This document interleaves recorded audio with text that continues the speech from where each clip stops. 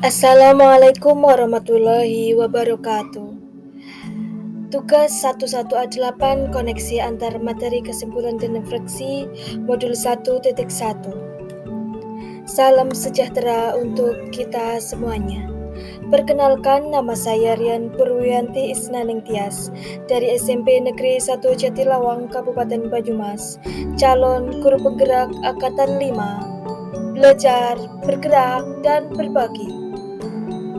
Sebelum saya menjawab pertanyaan di tugas 11A8, saya akan memberikan tujuan pendidikan menurut Ki Hajar Dewantara adalah menuntun segala kodrat yang ada pada anak agar mereka dapat mencapai keselamatan dan kebahagiaan yang setinggi-tingginya. Ki Hajar Dewantara menjelaskan bahwa pendidikan anak erat dengan kodrat alam dan kodrat zaman. Tentunya kita ingat bahwa ada kata-kata dari Ki Hajar Dewantara yang selalu kita ingat, yaitu Ingarso Sungtulodo, Ingmadyo Mangunkarso, Tutwuri Handayani. Ingarso Sungtulodo yaitu di depan menjadi teladan, Ingmadyo Mangunkarso di tengah membangun semangat, Tutwuri Handayani di belakang memberikan dorongan.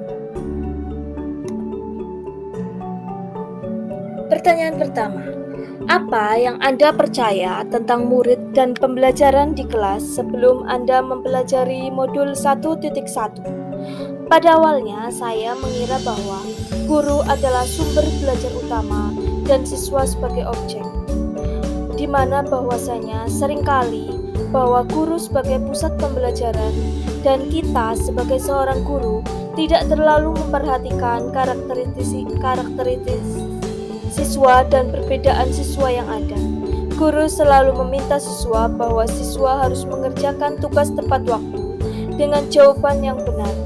Guru selalu menuntut siswa A, menuntut siswa B, dan tidak memperhatikan diferensiasi siswa yang ada di kelas kita.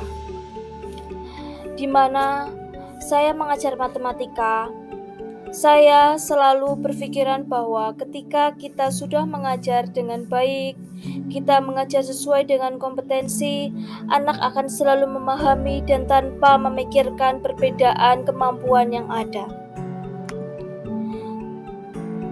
Apa yang berubah dari pemikiran atau perilaku Anda setelah mempelajari modul ini? Setelah saya mempelajari modul 1.1, pola yang sebelumnya saya pikirkan itu salah. Saya setelah mempelajari modul 1.1, saya menjadi lebih memahami bahwa kita sebagai seorang guru harus bisa menjadi teladan, fasilitator, selalu menuntun siswa dalam mengembangkan potensi yang dimiliki siswa. Kita harus memahami perbedaan siswa dan selalu memegang teguh Ingarso Sungtulodo, Ingmadyo Mangunkarso, Tutwuri Handayani. Sebagai seorang guru, kita juga harus selalu berusaha menumbuhkan karakter dan budi pekerti yang selaras dengan nilai budaya, sehingga tercipta profil belajar Pancasila. Saya sangat bersyukur saya tergabung menjadi calon guru penggerak Angkatan 5. Jadi saya bisa lebih memahami tentang pemikiran Ki Hajar Dewantara yang nantinya tentu saya akan berusaha terapkan di dalam kelas saya. Apa yang dapat segera Anda terapkan lebih baik agar kelas Anda mencerminkan pemikiran Ki Hajar Dewantara? Sebagai seorang guru, tentunya kita harus lebih sabar dalam membimbing siswa.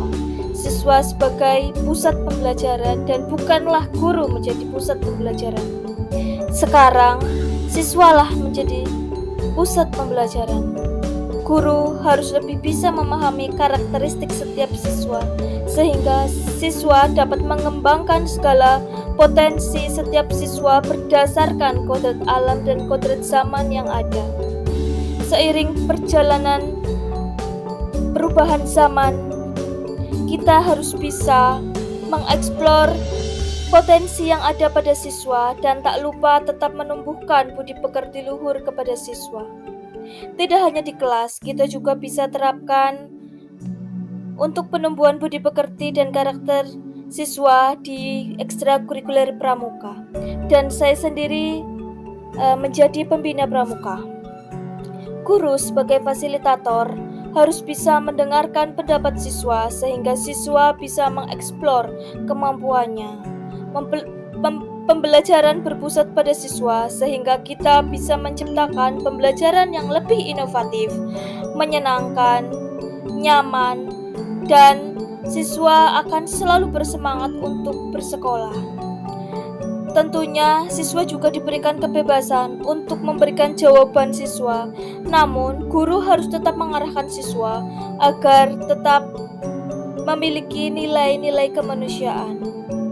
Dan tentunya agar siswa tidak jenuh, guru juga bisa menyelipkan atau menyisipkan permainan atau media bermain namun tetap belajar. Di mana saya selalu mengikuti perkembangan zaman, yaitu saya memberikan permainan di tengah pembelajaran saya. Contohnya, saya kemarin menerapkan media pembelajaran kelas poin di kelas saya. Siswa sangat berantusias. Tidak hanya kelas poin, saya juga menerapkan quizzes dan media pembelajaran lain agar siswa saya lebih bersemangat dalam mengikuti pembelajaran. Kita tetap belajar, namun tetap ada permainan di dalamnya agar tetap lebih berinovasi.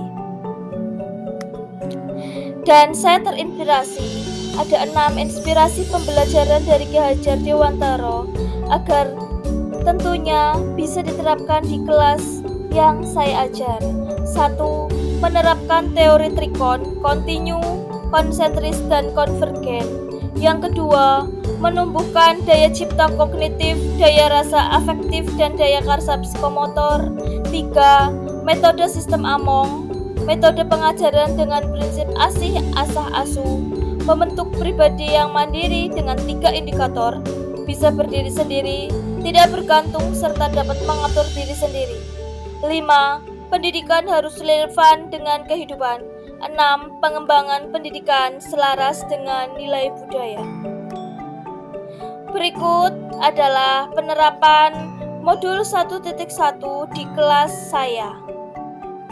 Di situ saya berusaha menuntun siswa, membimbing siswa, mengarahkan siswa, dan tentunya tak lupa tetap berusaha menumbuhkan budi pekerti dan karakter siswa. Di situ saya menempatkan siswa sebagai pusat pembelajaran. Namun, kita tetap menjadi fasilitator yang baik bagi siswa.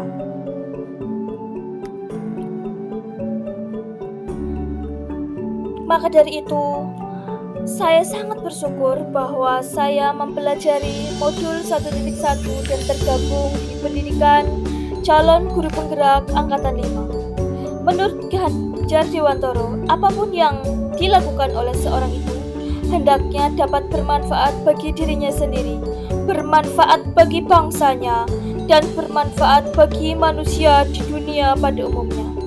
Dan tentunya saya sendiri, Rian Purwiyanti Isnaning Tias, akan selalu bersemangat menjadi seorang guru yang bisa bermanfaat untuk siswa-siswi saya dan untuk generasi emas abad 4.0.